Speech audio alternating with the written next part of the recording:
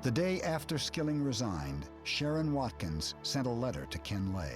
We will begin with Ms. Watkins. I am Sharon Watkins. Would you identify your counsel for the committee? Yes, my counsel is Mr. Philip Hilder.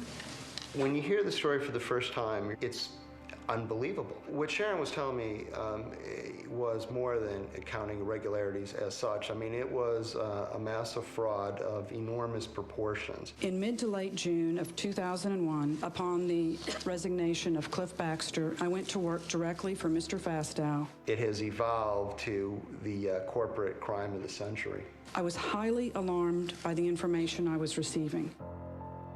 What Sharon Watkins discovered began the unraveling of Fastow's complex partnerships. Andy put me in charge of this asset listing, and there were about a dozen assets that had been hedged with one of Andy's entities, the Raptors. And so I was working with a spreadsheet, and the math just didn't add up. It didn't make sense to me. I mean, accounting doesn't get that creative. I couldn't believe that Arthur Andersen had signed off on it. I couldn't believe that so many people were going along. Behind Fastow's partnerships were enormous guarantees of Enron stock.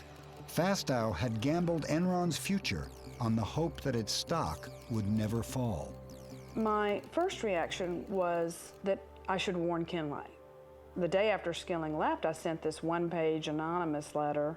But within a week, I was meeting with Ken Lay. I'd identified myself in the hopes of really making my point that Enron needed to address this situation. I mean, companies rarely get away with cooking the books, but when they do survive, it's when they come clean, not when they're exposed from the outside. Ms. Watkins, I went Ms. Watkins did not talk to me, Senator. Well, Ms. Watkins said Clifford Baxter told her that he met with you repeatedly to express his concern. Cliff and Andy they didn't like each other. They had a very strained personal relationship, and Cliff's issue had nothing to do with the appropriateness or inappropriateness of the transaction. I'd mentioned Cliff Baxter in these memos. And I remember I made the comment to him, well, you're one of the good guys. You were one of the people fighting against this, and it'd be all right. And he said, oh, I don't think it's going to be all right for any of us involved in this. When I started working on the book with Sharon, I was interested in writing about a whistleblower.